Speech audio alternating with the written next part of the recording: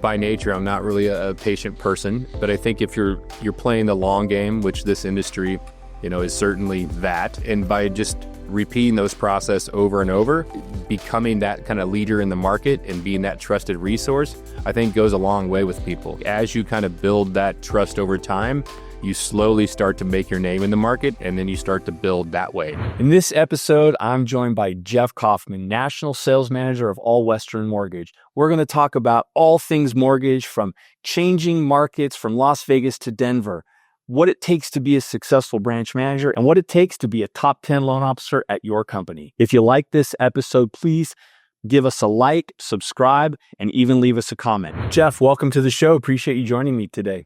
Hey, thanks for having me. Excited to do it. Yeah, absolutely. So look, we're going to get right into this.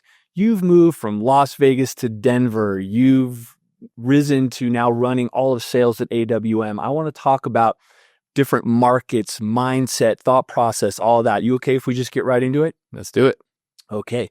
So let's take a little bit of a walk down history a little bit here. So you started here in Las Vegas and made the move to Denver. You were the first branch satellite office of AWM. Tell me a little bit about that move, what triggered it, and kind of how you came to that. Yeah, I think I had,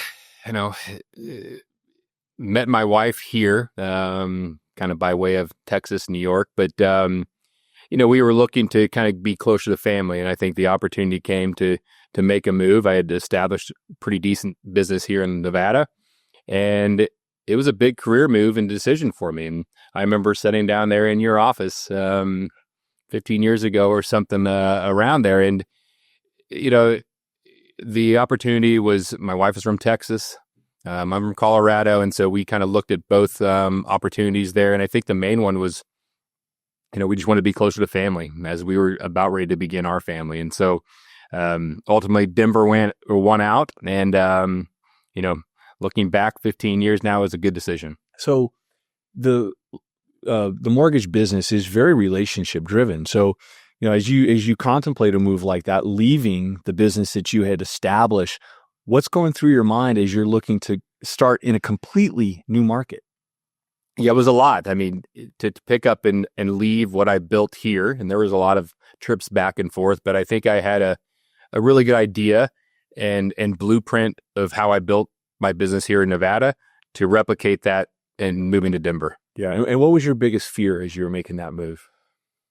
Well, I think the fear of failure is always there, and letting people down. I was started a family, so I didn't have an option, so I had to make it work. So as you had those conversations with yourselves, how did you get past that fear? Because really that's what stops a lot of us.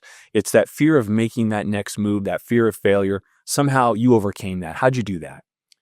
Well, I think, really sticking to the plan and committing to that, and then being consistent about it. I remember when I moved to Denver, sitting in my living room didn't have an office yet, of, hey, what am I doing today? Right. I'm in my sweatpants and kind of planning out the day and okay, here's the title agents that I want to meet and the people and the players in town, and who can they introduce me to?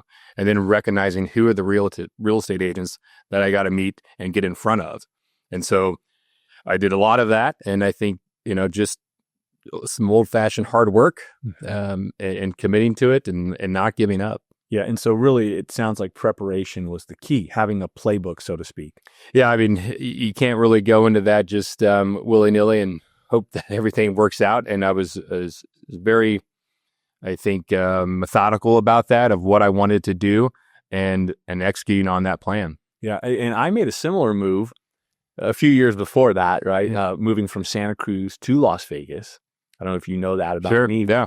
Ultimately, landing here in a brand new market with zero relationships. And how do you start from ground zero and as quickly as possible? Because as you said, you've got a wife, you've got a family you're starting. I mean, you've really got to accelerate that process. So ultimately, you don't have a year to start closing deals in Denver, right?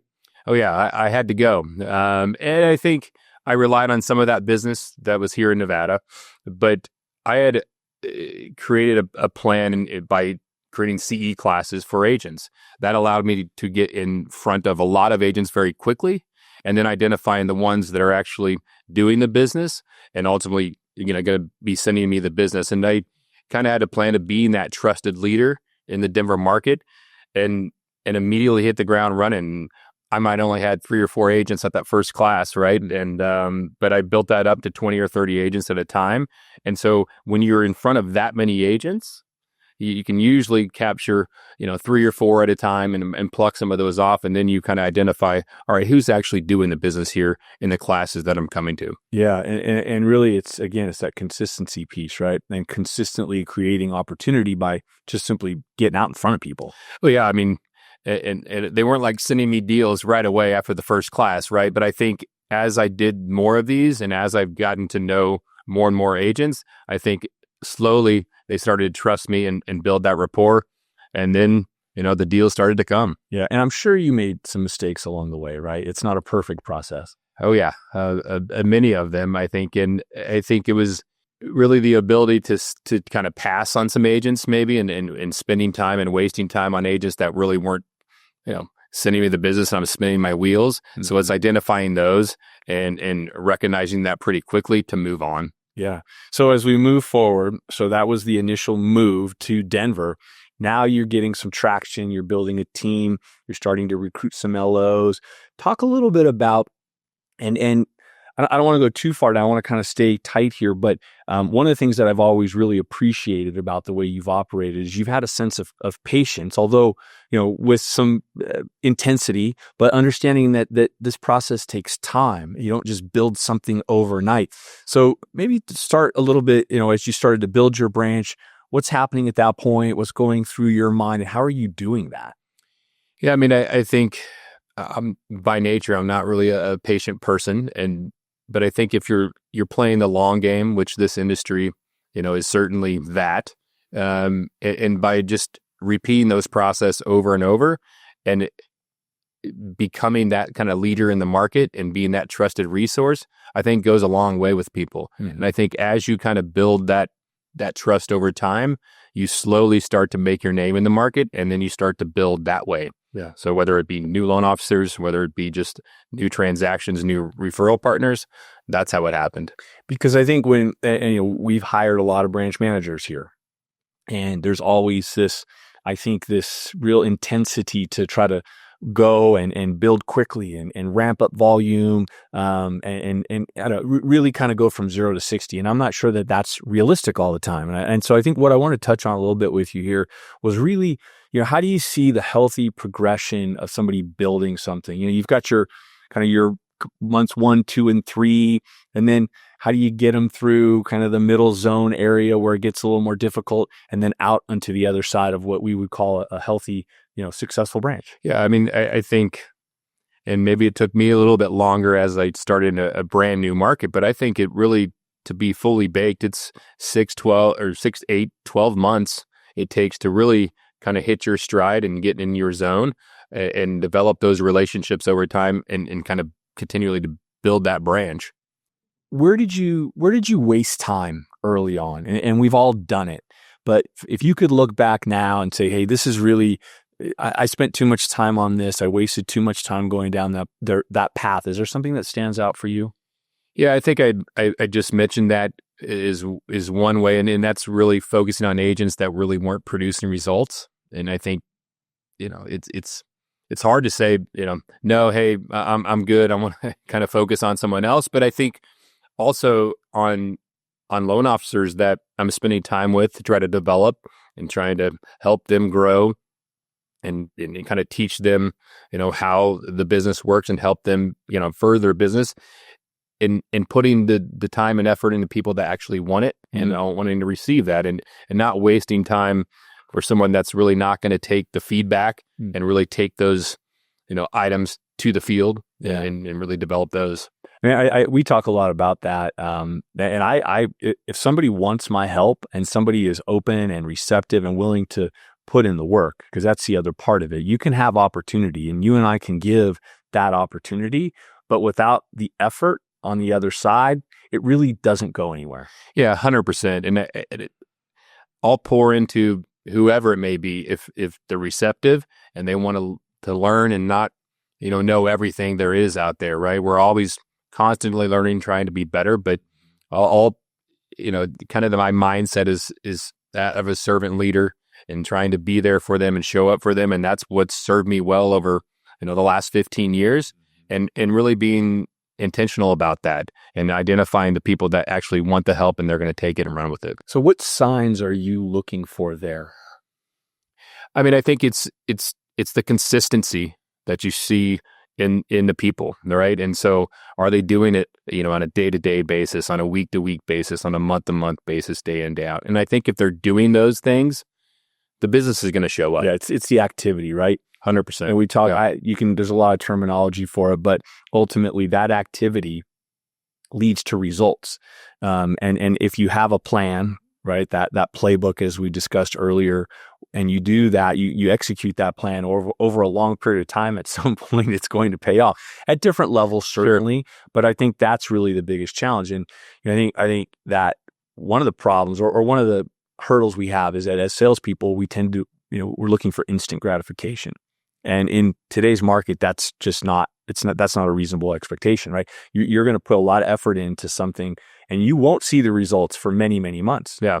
And it's about not giving up, but also recognizing and realizing that it's not chasing that next thing and that next gimmick, and in really being laser focused on, hey, what the plan is, what businesses you're trying to reach and what you're trying to do, and not, pivoting every single, couple months that happens. And all right, I'm going to go now focus on the builder business, or I'm going to go focus on this different segment business. I think really be intentional and focused on that business that you're wanting to get, and then just continue to go after that, day after day and month after month. So what advice would you give me then? I've got a business plan. You think it's a good plan. What's the commitment, the timeline commitment that I need to give this before before you say, hey, this just isn't working? I mean, I think it's different for everyone, but I think it's, 3, 6, 9, 12 months of really, identifying those markers. You get into 3 months. All right, hey, where are we at? What are we seeing? Do we need to refine this plan, or do we need to do something different? And then the 6-month mark. All right, are we seeing deals come in? Who are we focusing on? Is it the right people that we're going after? And then 9 months, right? You're kind of snowball effect and gathering some traction, and then you start seeing those results and building off those small victories, and that's when the magic starts happening. So it's not just having a plan; it's actually assessing that plan along the way. Oh yeah, I mean, I think if you're not kind of analyzing that and looking at the data of what's happening, throughout those times, because you're going to have a couple months where you're like, nothing's happening. And so are we doing this right? Or is our pitch right? Is our plan, that we're doing, are we executing on that the right way? And so I think it's just looking at that every step of the way and making sure that, all right, hey, we got this dialed in. And I think that is an important period in the evolution of that business. The tougher months, those months where things aren't happening, as you said. How do you coach people through those times? Yeah, I mean, look, this industry is not easy, right? I mean, you can tell by the attrition that we have out there that's happening, and really over these last 3 years, right? We've had to continually motivate our sales staff and make sure that we are, celebrating those small wins and victories over time, and building off of those. And I think if you're not able to get a win here or there, it makes it, extremely hard. But once you identify, all right, hey, I got the application, or I got a contract, right? Or I got a closing, right? And then, you build off of that and really just block by block, because each one's going to have their own different kind of path. Well, I mean, I think the results are going to be different for everyone. And what I try to do is when you're having those conversations, sometimes people don't even realize the success that they just had, right? Because to them, the success means a loan funds. That's not necessarily always the definition of success. It might be, hey, you had a great conversation with that real estate agent and you presented some creative, financing solutions for them. And then they called you back And then, okay, like, that's a successful day in my opinion, right? Yeah. Whereas typically you'd go, well, I didn't close a loan today. I did nothing fun. I didn't get a paycheck. So I think that's part of our job really, is to keep things in perspective and really point out those little successes, as you said, the wins along the way. Sure. And just looking at the big picture, right? And all right, hey, are the things I'm doing, day in, day out, moving the needle for me, and actually kind of starting to see some conversations happening and some bigger results down the road. So as you're talking to your branch managers, right, one of the issues that they have is you lose a loan officer, right? That can happen, right? I mean, growth is not a straight line up. There are going to be some, ups and downs in that process. What are you telling your people when somebody leaves them? Yeah, I mean, it's tough. I mean, but inevitably in this industry, you're going to lose a loan officer, and that's going to happen. We've all had it happen. But I think if you can look at yourself in the mirror and say, am I doing what I need to be doing every single day, and the commitment that I provided to them, and providing that value from a branch manager, and digging into those deals and having those tough conversations, and trying to help them win more,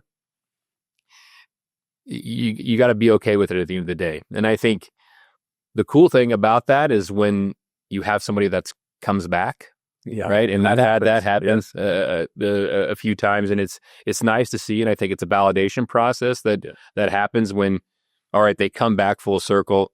And then, the grass is not always greener. And so those are great stories to tell that you can share with your team of, hey, it's not always, better out there. Someone's telling you something that, may or may not be true. And I think, recognizing that, hey, we are doing something pretty good here. Yeah. At our leadership conference, we talked about the importance of having a value proposition. And too often, I think we rely on the company to provide the value proposition.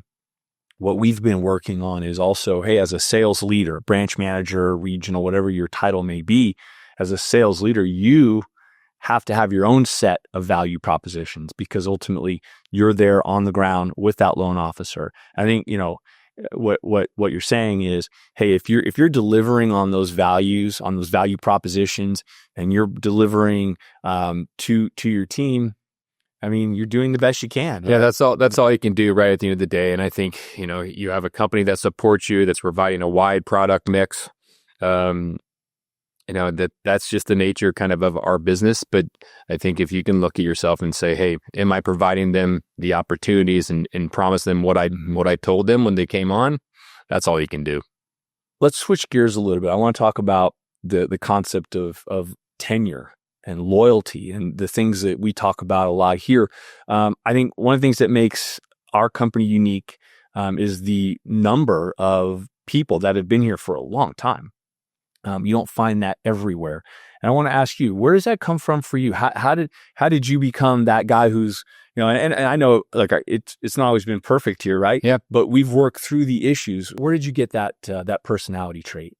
At an early age, I think family values have loyalty was something that was always there. But I think that doesn't come if you don't have, I think, the trust there. And I think if you have the trust built, which takes time,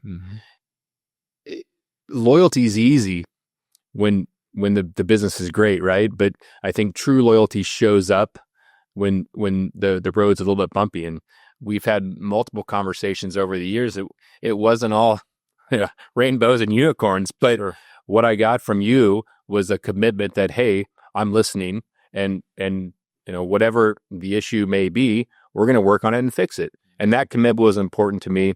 And I think that's all you can expect. And I think that breeds that loyalty over time, because it's earned. Yeah, for sure. Well, I think the other part about that is some of our most successful loan officers have been here a long time.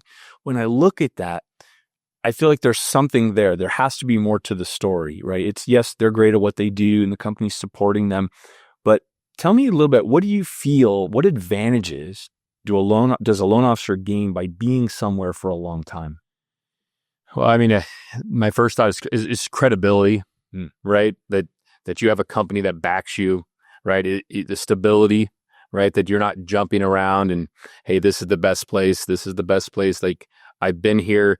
You have a good, consistent process and a company that is delivering for you. So I think that goes a long way, especially in our industry, because there's so many people that jump around. And I know for me, the feedback that I received, from agents over time of like, oh, wow, you've been there for 8 years. That's unusual. Yeah. And same thing goes with recruiting.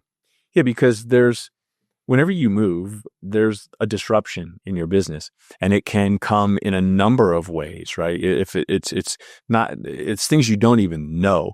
It's things you don't think about, whether it's the training process, whether it's it's learning the new technology, the products.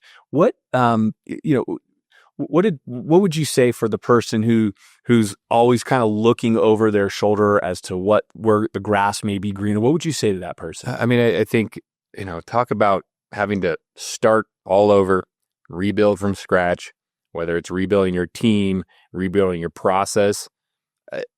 That's a disruption, right? That ultimately is going to take a good amount of time to figure out, and then you don't even know if it's going to work. Yeah. Right. And so, that kind of the tried and true of, okay, hey, is the company providing me all the resources that are available?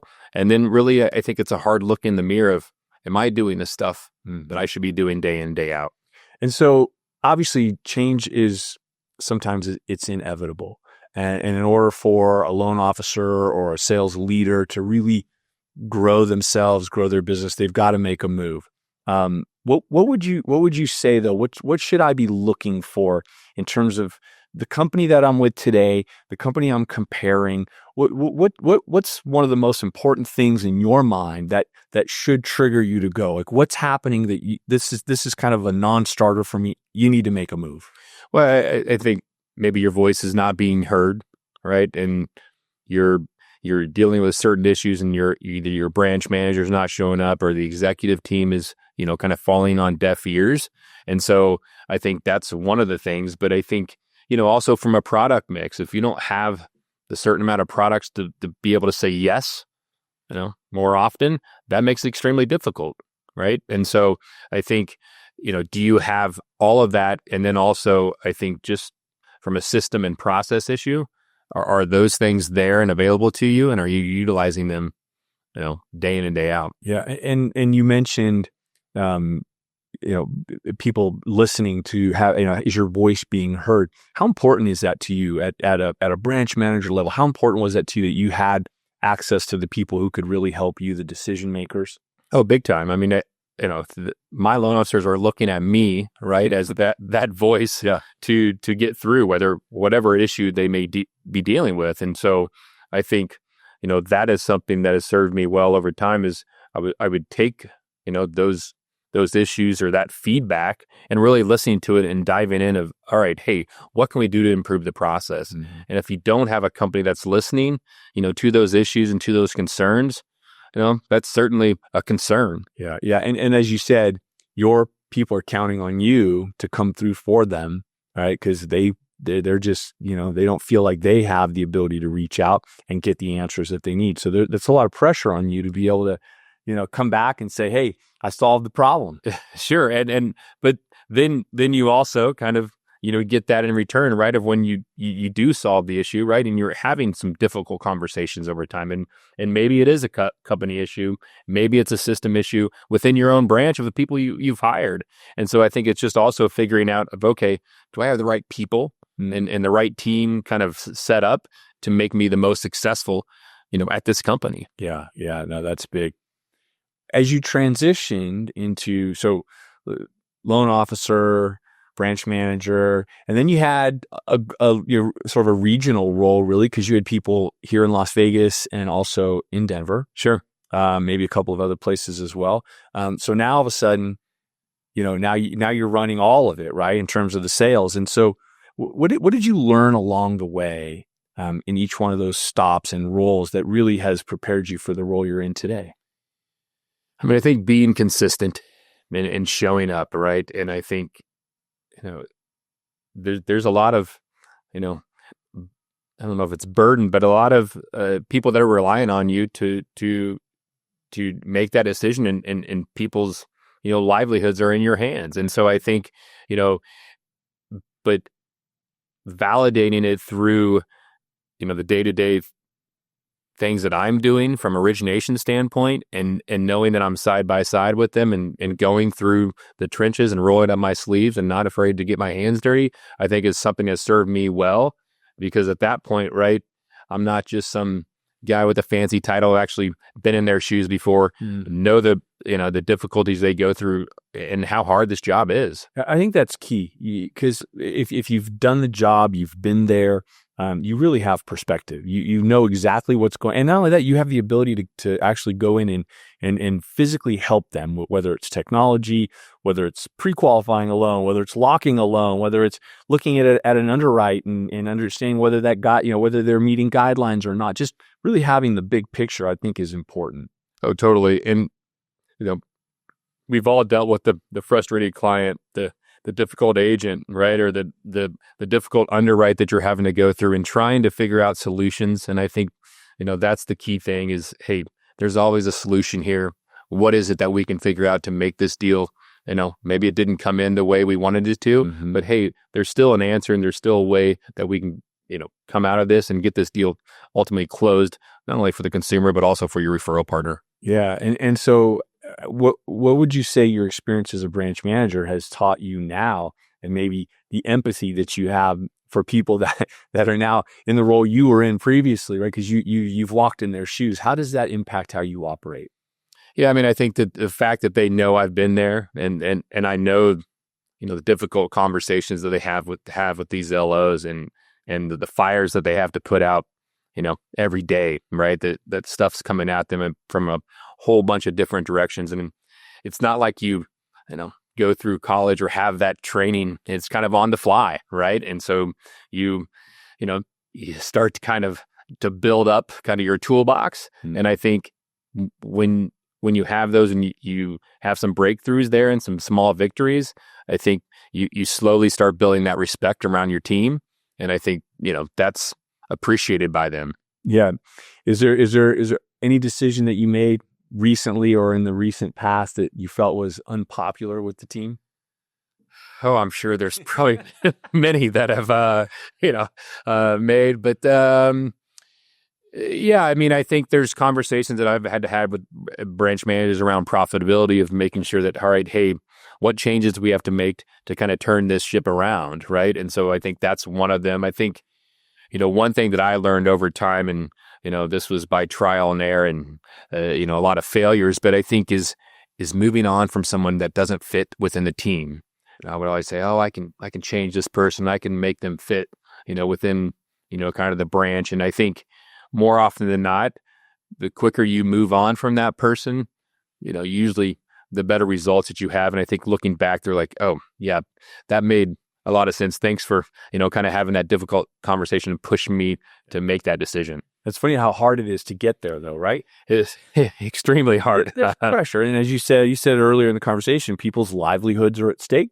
And Sure. Ultimately, you don't want to take that lightly. But yeah, I would agree. There's not too many decisions that I made to change things up, move away from somebody, and then regret it later. Most of the time, it was the right move. Yeah, if you kind of feel that in your gut a little bit and you kind of talk through it and know that, all right, this is the right decision. It's hard, right? It's not saying it's easy to make that decision, but I think once you're through that and look back, it was usually the right decision. Yeah. And so as far as a starter kit for a sales leader or a branch manager, what would be your top one or two just personality traits or tools or things that they need to be armed with in order to be good at that job? From starting a branch, you mean? Yeah. So I would say, I think depending on the volume you do, it's different for each branch. But I think, having a loan partner, whether it's an LOA, whether it's a processor, and clearly having expectations that you have set out for them and from you, I think that's is crucial to your success, right? You're going out there into the field every single day. And so you need somebody that has your back and is making sure they're that backstop and, checking the boxes for you. So I think that would be one of them. Another one, I think, and I don't know if you really touched on this, but I think it's having kind of a dashboard and metrics, within your branch to see, all right, who's doing what, and then really coaching on that. So you can see, all right, is Jeff pulling a bunch of credit and not disclosing a bunch of applications. All right, maybe we need to work on that pitch. Or there's a bunch of applications going out, right? And there's no closings happening. Well, maybe we're not doing a good job on that delivery once we get the contract, right? And so I think it's different for each LO, but I think really having that live dashboard to see and then training on that in the fly and having that visibility is super important. So, I mean, not every LO is made the same. And so what you're saying is that really you have to be flexible. Your training and your coaching really has to be tailored specifically to the needs of that particular LO. So get your support straight, right? The people that are going to support you, your LOA or your processing, those are key. Make sure that they're good at what they do so that you can go and do what you're best at, right? And then really looking at the team, understanding their needs, their strengths and weaknesses, and really supporting those areas. Yeah, I mean, I think you really have to lay out kind of a process of, hey, here's our expectations as the LO. Here's kind of best practices from step, 1 through 5 or whatever that may be. And everyone has kind of their different sales pitch that they're going to use. But I think overall it's, hey, here's step 1. You can't go to step 2 if you haven't completed kind of step 1 and kind of going through those processes, and everyone will kind of shape their own pattern. But I think if you lay out that foundation and kind of give them that roadmap, that certainly helps. Yeah. So let's, as we wrap this up here, obviously interest rates are a huge topic. We're talking about, every other day it's, will the Fed lower discount? And even if they do, does that really impact 30-year fixed mortgages? Are we in a recession? Are we not? There's just so much swirling. There's a ton of uncertainty. What would you say other than interest rates? Because we all know that would be great. We'd love rates at 4%. Probably not happening anytime in the near future. But how do you see the business changing, evolving? What do you really see happening over the next, let's say, 12 months? Yeah, I think that's a good question, but I think really being laser focused on the business that you're going after. But I think one particular product mix in general is that non-QM segment. I think with our kind of gig economy, that people are doing their own thing and maybe self-employed, and it's some of the out of the box stuff that we've really leaned into. And I think that's an opportunity that is continuing to grow. We're seeing that data kind of come back and month over month, it is going up and increasing. And so I think, that's one of them. I think it's going to be big, moving forward, not only in the next 12 months, but, 24, 36. Yeah. That business is here to stay. I think you mentioned non-QM. There was a period of time where it was inconsistent, right? And the business, the certainty of execution wasn't there. It's here. We know we've got very clear guidelines, very clear understanding of what makes a non-QM deal. And I think you're absolutely right. The consumer has changed. And this product really, I was, recently at the National Secondary Conference in New York. The only creativity in our business today is coming out of non-QM. It doesn't exist anywhere else, right? Yeah. So I agree wholeheartedly that that's a place that we should be focused. And I think we've been showing real signs of success there. And I think, people can't be afraid of that product, right? And I think we've done a good job of kind of building that team with John and his crew of kind of, breaking down some of those fears that they have, right? You don't want to promise a realtor, promise a client, hey, I can get this deal done. And then only to find out like, oh, shoot, well, we missed it by a little bit. But, like you said, having that level of certainty that you can take that to the field and say, yeah, Chris, we can get this loan done for you. Yeah, right? That's big. You're absolutely right. And I think that was a barrier to a lot of loan officers. Yeah. There's reputational risk, right? You're putting a referral partner relationship on the table when you make a commitment on a deal that you might not know a lot about. It's not your typical agency product where the guidelines are just, that you're familiar with, right? You really have to, know the product mix. And I think when we brought in that real high level of support, really opened up a lot of doors. Well, yeah, I look back at, putting my branch manager hat on, one of my LOs would come to me and say, hey, Jeff, I got this deal and it's, 24-month bank statements. It's got 3 different businesses and 5 different accounts. I'm like, hell, I don't know, maybe, call the rep and hopefully they can figure it out. Right. But there's 30 to 40% of these deals are an exception based. Right. And so I think it is huge to be able to say, all right, hey, here's what I got. Here's all the details. And now I don't have to answer that question as a branch manager. We have a non-QM team that can say, oh, yes, hey, 100% we can do this. We verified we can get this exception. Go out there and make the deal happen. Yeah, that's a much different conversation than roll the dice and hope it goes, right? Yeah. Or, hey, I think this person might take it over here. Yeah. Obviously the last couple years, the market's been challenging, but we have a pretty solid group of LOs here at AWM that are producing at a high level. What do you feel as we move into the next year? What's going to separate that top 10%? I think, the top 10% is there for a reason, and they elevated themselves to get there.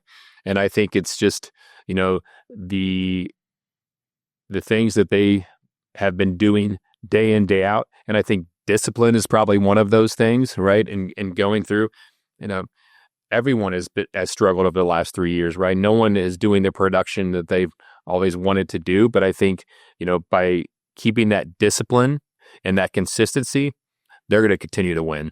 Yeah, no, I agree. Well, Jeff, this has been a great conversation. Thanks for spending some time with me. Hey, thanks, Chris. Enjoyed it. Yeah.